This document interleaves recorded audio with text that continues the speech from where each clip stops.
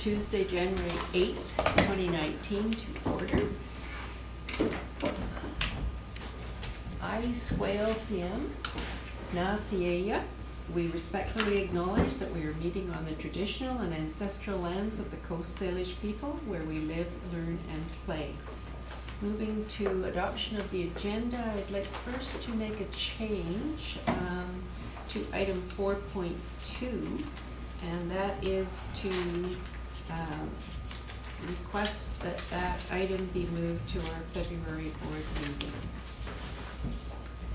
So a motion to adopt the agenda, Trustee DeGroot and Trustee Doman. All those in favor? Motion carries. Moving to minutes of December 4th, 2018, open board meeting. Looking for a motion to adopt. Trustee Doman and seconded by Trustee DeGroot. All those in favor? Motion carries. Moving to recognition. And item 4.1 is DSAC Backpack Project. And we have here a couple of representatives. And that is Pierce Jones and Michelle Guattari. So Pierce is the chair of our DSAC advisory, and Michelle is the vice chair. And they have both attended tonight so that we can recognize them for their support of our students in our district in DSAC, and particularly for the backpack project, DSAC backpack project. I'd like to share with you some information about the DSAC program. Since 2007, the students of DSAC have taken on a community issue of filling backpacks for the Cowichan Valley's homeless and needy youth.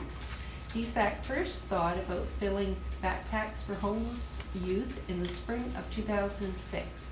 The committee wanted to help homeless youth in the Cowichan Valley, and being a youth group, decided they needed to take some action.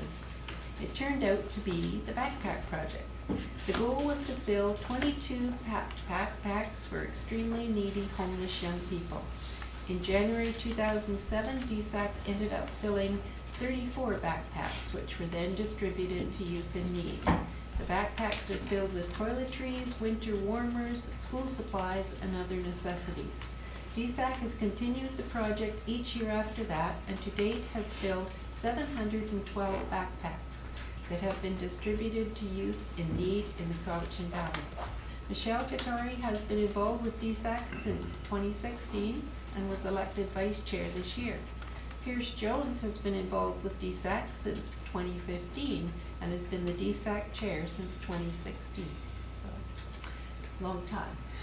On behalf of the Board of Education, we thank DSAC for all of their work on the Backpack Project for the last 11 years. Also, we recognize Pierce Jones for being a student leader in the district and for his leadership as DSAC chair. And I'd like both of you to come forward. We do have a very small token. Thank you. Thank you. So, and to these. Thank you. And congratulations. Thank you so much. Thank Yeah. you. We really appreciate all you're doing. Thanks for your time. Here's the minute. Okay, so didn't turn over. Yeah, I'll go over. Okay, yeah. All right.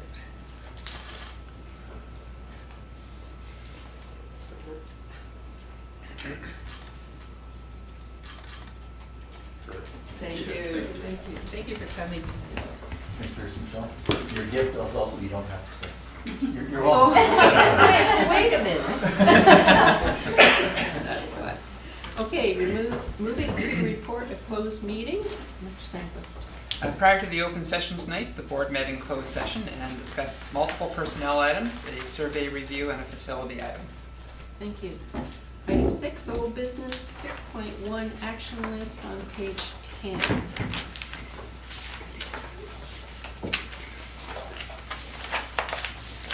I'd just comment on the first item that was referred to me, and that is I have been in contact with a number of local leaders, North Cowichan, Our superintendent and I met with the mayor, Al Sebring, and CAO, Ted Swaby, in December.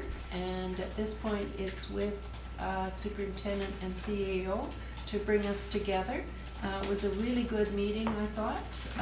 Very open to working with the board.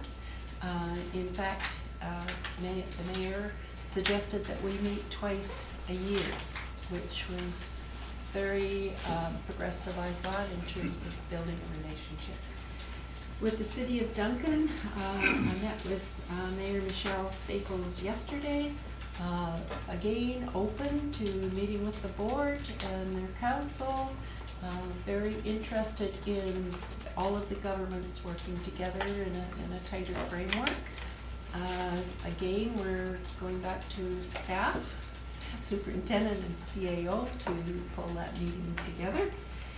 Town of Lake Cowichan, I've been in discussion with Mayor Rod Peters. He was interested in the idea of the council and board getting together. He was going to approach his council with a couple of dates, and he will get back to me about that. And I've spoken with the chair of the regional district, Ian Morrison, and he too is interested in us meeting with their community regional services committee, which is the directors. And we are supposedly meeting in the next week or so to talk about it. Meanwhile, we have given it over to staff to arrange the time, so over to the superintendent and their CAO. So we will be busy, but it's a progression that we have wanted to move in. We have it in our strategic plan that we will have to adjust, but it certainly is moving in that direction. Meeting with First Nations, and I have I'm pretty much stopped with moving forward on any other nation other than the Sumanis, who we are getting together with probably in February. Okay. And I don't know if there's anything else that people have questions about or would like to comment on. Okay, moving back to the board agenda then, Superintendent of Schools, Mr. Allen. Thank you, Madam Chair. For my update, as you know, one of the focuses of the new curriculum in the province as we move forward is student agency, getting students engaged in real world learning opportunities out in the community, where what they do really matters, not just pretending to do things in schools, but to really do things that matter in community. The DSAC backpack project would be a great example of that. Here's Michelle here that were previously recognized. This year did a little over 70 backpacks just this year. And that meant that they did all the work with support from Tracy, but all the work of going out to businesses, working with businesses and community agencies and groups to find the supplies, organize the supplies, fill the backpacks, deliver the backpacks, etc. So that's, again, great examples. We have a number of other examples of similar things that happen around the holiday season. You saw much of this in the local paper that came out, I think, right before Christmas, was it? 2-page spread. Thank you, Mr. Russell. Schools in the lake, highly involved in their communities, supporting the local food bank. Half a truck full of food. Paulson Elementary supported a giving tree with young children, supported and through Community Lake Cowichan Community Services. In Chemainus, again, food drives, work with Chemainus Secondary and Chemainus Elementary on Cozy Christmas fundraiser to promote gender equity and combat child marriage through the UN. We're able to fundraise over $660. In Central Zone schools, students at Alexander raised money for Warmland and for the new women's shelter. Great example of again, students working hard in ways that matter and showing their leadership. Students that drink water helped Juice FM stuff the truck. Maple Bay holiday hampers, Quamission School, a festival of trees in Victoria, decorating a tree at the Bay Center, and raising and donating through that project and a couple of others, $1,000 for BC Children's Hospital, South End Schools, Cole Cobble Hill, created more than 370 kindness care packages distributed over the holidays through the Cowichan Valley. George Bonner, Food Bank, Discovery, for the Mill Bay Food Bank, and the SPCA, and so on. So great examples of our kids out in community doing work that matters, really demonstrating leadership and agency. So kudos to them for doing that, and I just thought I wanted to bring that to your attention. It was nicely captured by Mike and put in the paper, but I think it's worthy of comment. Would also like to recognize a couple of things from the windstorm that came upon us prior to Christmas. One, to recognize the work of many folks, but especially our bus drivers on getting everyone home that night. Yes. Just amazing above and beyond the call work. Of course, bus routes were disturbed. We just started focusing almost on a student by student, how do we get them home? We had students here in the bus garage until about 7:30 or 8 o'clock.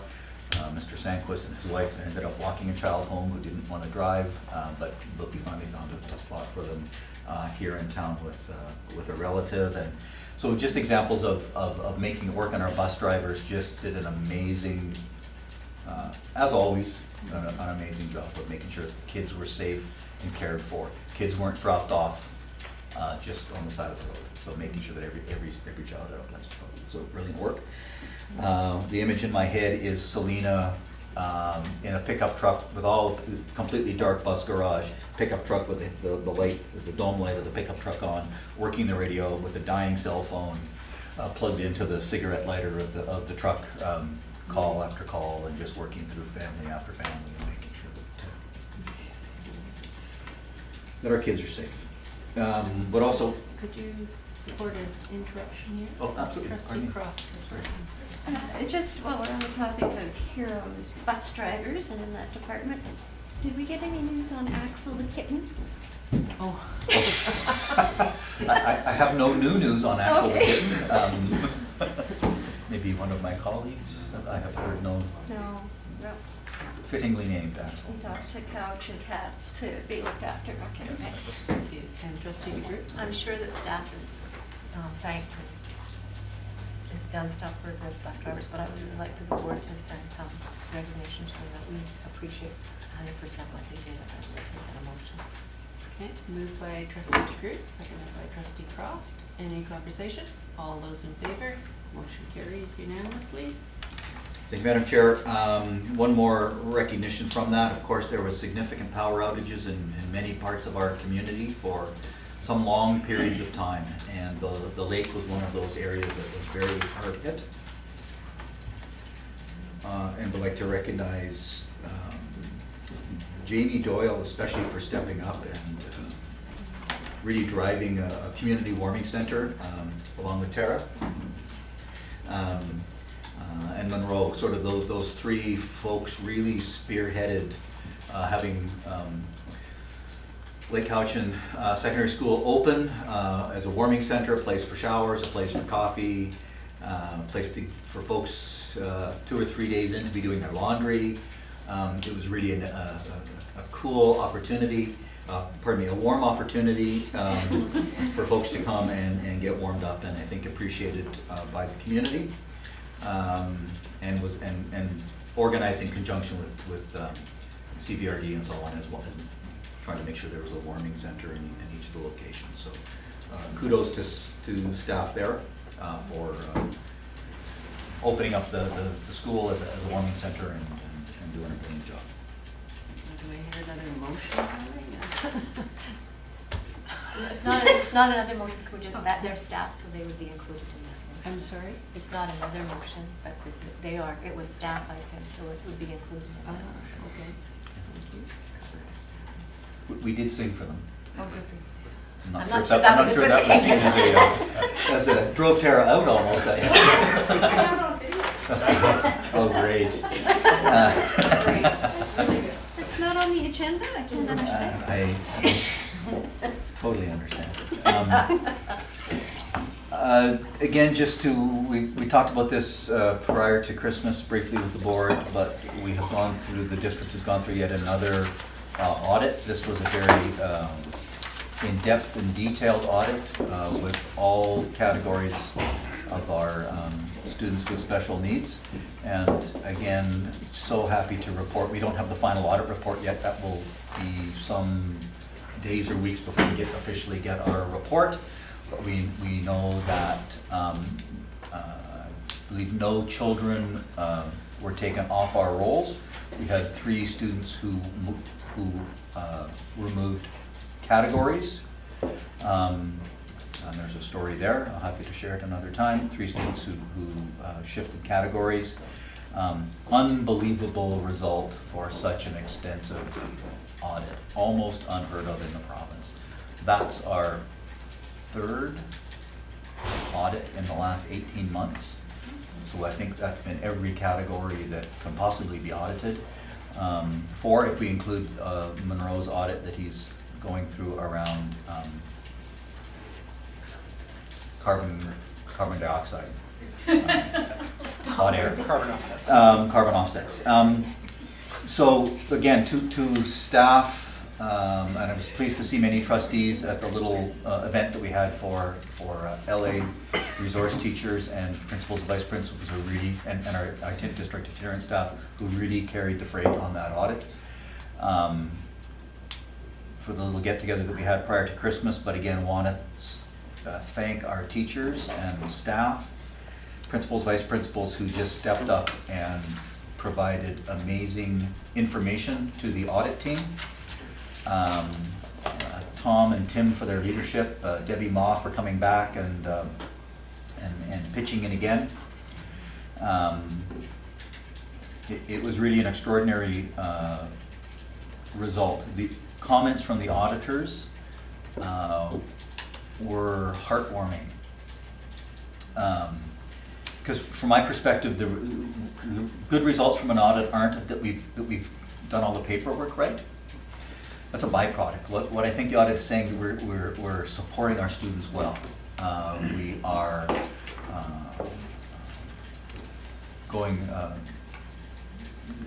providing great service. So the comments from the auditors that especially warmed my heart were things like, wow, you know, not me, but teachers in the district know every student.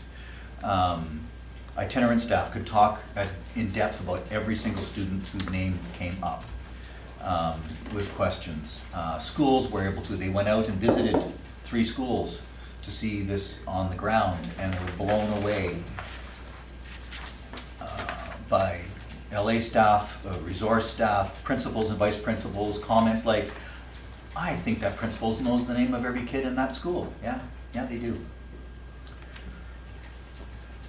So that's, it was a stunning result. And so just thanks to everyone for that result. When the final audit report comes in, we'll be able to provide you with a copy of that. But again, thanks to Tom and his gang and Tim and that whole team for guiding us through that.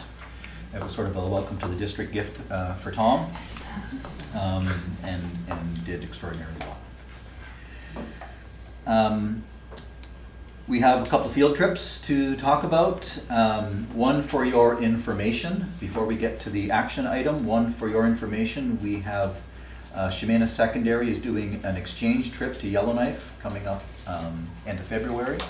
That, according to our policy, comes under me for approval, but of course I want to inform you that it's a fairly major trip, and they will be traveling to Yellowknife, and then their students from Yellowknife coming down and visiting us.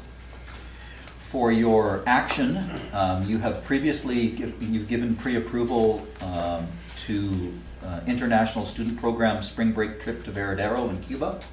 They have continued to meet all the requirements for that trip to go forward.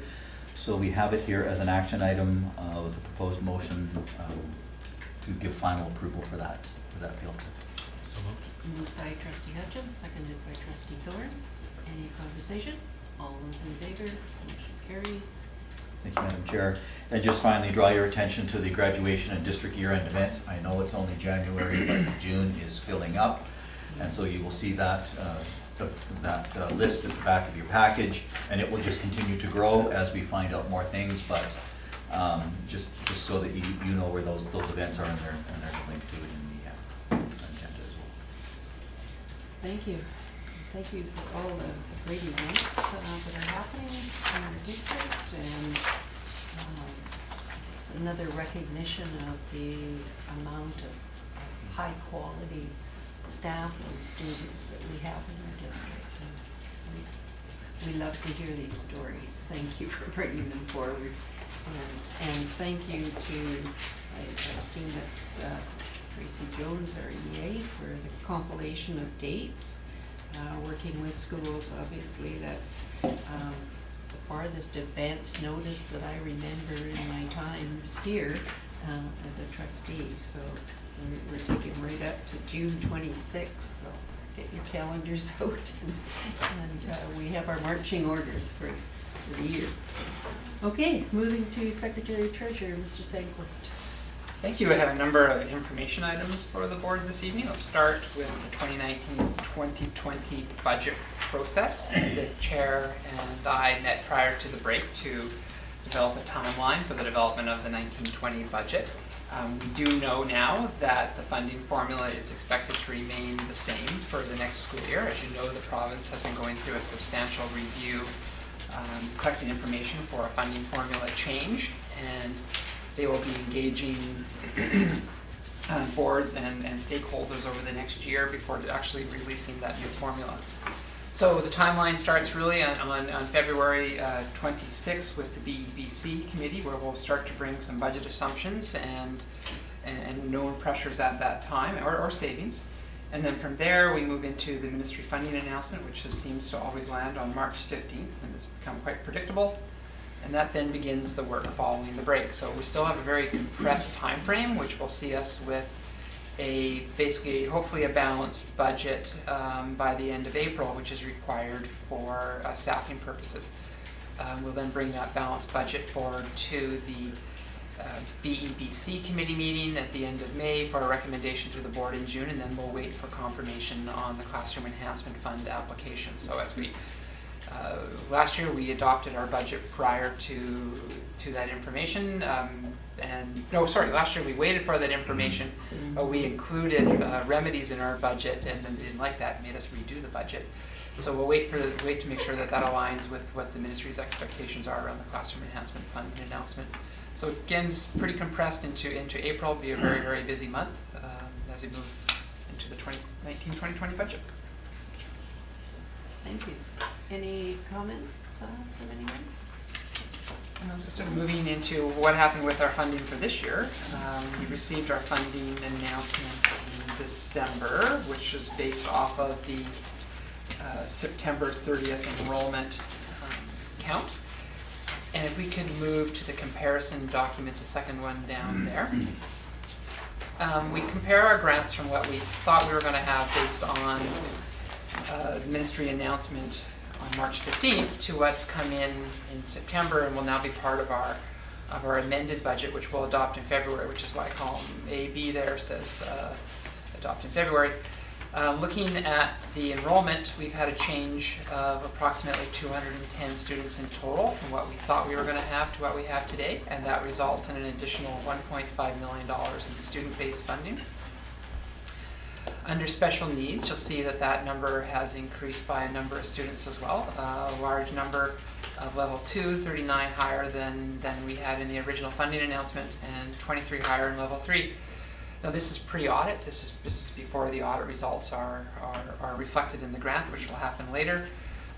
We did anticipate some of that higher enrollment already, so when we did the budget in the spring, we had included $325,000 for increased special education enrollment because our enrollment estimates actually go in February and we knew things had changed by the time the budget had arrived. So of that 988, we'd already counted for 325,000. So where we lost out from the last time we brought a budget reconciliation to the board was on salary differential, and this is an unknown item. What that is that compares the school district's average teacher salary to the average teacher salary in the province, and that's to ensure that boards are all on equal, I guess they're all equal as far as the boards don't have an incentive to hire a less expensive teacher and not a more expensive teacher because they're going to save money. Basically, the formula reflects that all the boards have different costs in their teacher allocations. So you can't predict what that's going to be until the ministry tells you, because they have to collect that information from every single school district. So we dropped $182,000 in our funding from what we thought it was going to be. It's easy for us to predict our grant based on the formula that's in place on the enrollment count from September, but not that line item. So in the end, we see a funding adjustment of $2.3 million. That'll be reflected in the amended annual budget, but of course that drops a little bit for the enrollment audit and for the 325 that we've already accounted for. So it's pretty much as expected with the exception of the average teacher salary adjustment. Still leaves the February and May counts outstanding. That's why you see no variance on those two. They'll be coming in obviously when we have February and May data collected for the ministry. So close to as expected.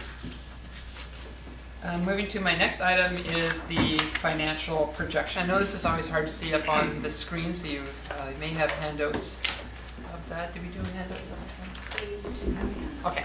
Well, actually, that looks pretty good. Going up like that. So what we do is what we've done here is we've compared there's 4 columns here. A is our amended budget. So that's where we think our budget is today. So this is the budget that prior to any adjustments, where we think we are today. Under column B is our year to date. So what have we spent today or received in revenue to date? And then we have our projections. Where do we think that account's going to end up? And we have our projection methods listed there as well. And then we end up with where we think whether we have a surplus or a deficit in the account. So under our revenue, we do appear to be coming in pretty close. We have adjusted our provincial grant down for the special education enrollment audit, which is why you don't see a negative amount there. We've already dropped our budget to reflect that recovery, even though it hasn't been fully finalized. We assume it will be. You can see that we'll have approximately $66,000 more than what we have in the budget as far as projected revenues go. All really close when you're considering that's $85 million. That's really close. Under salaries, principal, vice principal salaries, we're showing an approximate surplus there of $33,000. Teacher salaries, $266,000. Again, very close when you look at the size of the numbers that those salaries are based on. Now, teacher salaries, I would expect we'll see that number likely increase as we move through the year. Our teachers all earn different amounts, and typically if somebody goes off on leave, the person coming in is usually more junior, because we were hiring newer staff members into the workforce, and so they cost less, and that number tends to go up.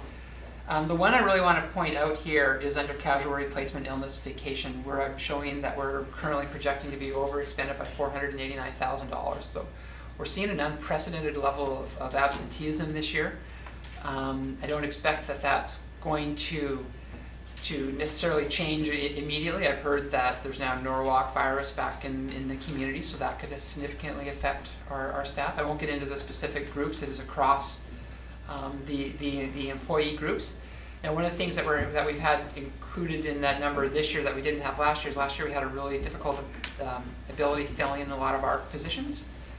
Not having casuals available just due to the increased number of teachers that rapidly increased with the Classroom Enhancement Fund, the rapid growth in the education assistants, and not having bodies to backfill those individuals. But this year we've done much better, and that's reflected in the costing. So overall, that shows that total salaries right now are projected to be over by $132,000. But we have another compensating item for that as we scroll down. Where we are doing really well is on utilities. It's been relatively warm for the first 6 months of the school year, but we don't really have heating until later on in the year. But it has been warm, and our utility costs have been quite a bit lower, even factoring in increased utility rates. So we're expecting to see a surplus in our utilities unless something changes over the next few months, because once we get into March, April, it usually tends to change. So overall, that sees us with a projected surplus off budget of $56,000 right now, $56,879. On $85 million, $85.5 million, very, very close, very, very tight. There may be some, we'll continue to bring these to you. Obviously, this is when we start to bring them. Yeah, it's close. And the one budget that I really feel that we need to be really paying careful attention to is the absenteeism, and seeing whether or not those first 4 months are an anomaly or whether they're going to continue to be a trend.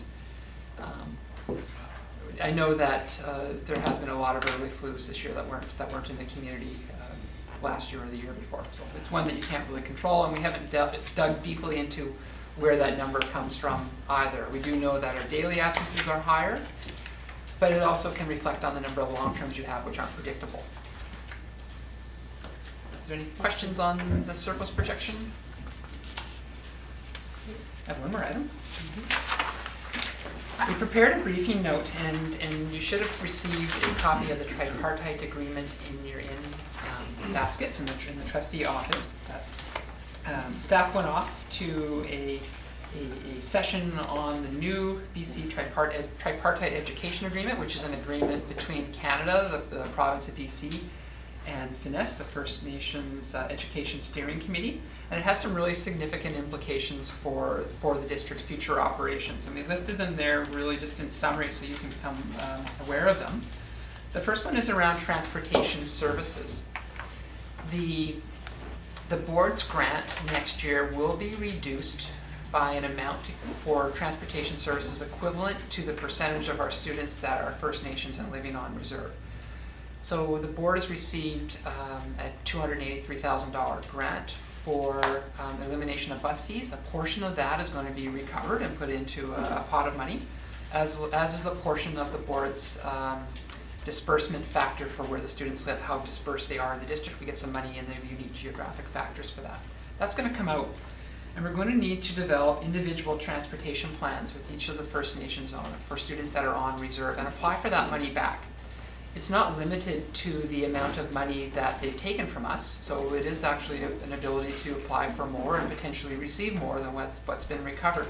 But we need to do individual transportation plans, and they're expected by February 28th, which is a very short time frame.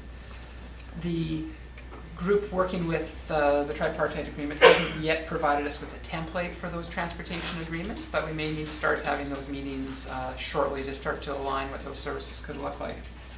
Another portion is an expectation that districts have conversations regarding local education agreements with the local First Nations. They're also developing a provincial LEA, a sort of standardized local education agreement. So their First Nations group has the option of not entering into a unique agreement with the school district, but entering into a provincial agreement. Also, there's the creation of a First Nations Educational Outcome Improvement Team. And that is a team that will be traveling to those school districts that have consistently low outcomes for First Nations students. And they'll have a team of experts working with those districts to work on improvements. Also around professional development, it's expected that school districts now provide not less than one non-instructional day per school year to be focused on enhancing First Nations student learning outcomes. So that's significant. There are six professional development days now. One of them must be committed to First Nations student learning outcomes. And the final one is around data. They are going to start to collect additional data on the First Nations student enrollment, so the February count, and that's to track retention rates, and so in the aim of providing districts with information on students that may be here in September and not here in February. So a lot of important implications. We thought we would just provide you with this quick summary now. We're going to learn more about this agreement as we work through it, but for information for the board. Thank you. Are there any questions or comments? Okay, moving to. Is this private students that you're trying to find agreement with the federal government? Or just Superintendent? I believe we are unique in British Columbia. It's another example of where we're also the only province with a finance-like structure that is negotiating directly with the federal government. So it's a BC, made in BC solution, quite the envy of much of the rest of the country. Thank you. Moving to item 9, committees and outside organizations. 9.1, highlights of the December 12, 2018 DSAC meeting on page 18. And No trustees present for the meeting. there were no trustees present, so if we could have someone move trustee DeGroot and seconded by trustee Croft.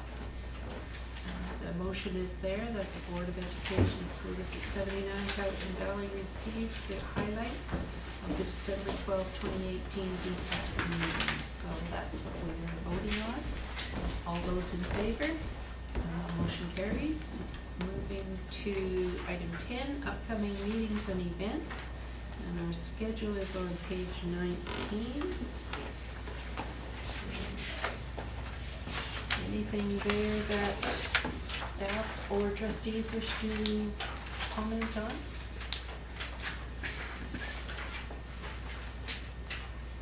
I would just like to mention the item at the bottom there, the leadership conference is in Nanaimo. It is 2 full days. I know trustee DeGroot and I have signed up, but if anybody else wishes to attend, could you let us know right away so that we can get registration? Anything else on the schedule? Okay, moving to new correspondence, no new business, for question period. So questions related to the agenda from anyone? Okay, well, Happy New Year, everyone. Okay, moving to adjournment, trustee DeGroot and trustee Doman. All those in favor? Motion carries. Thank you very much.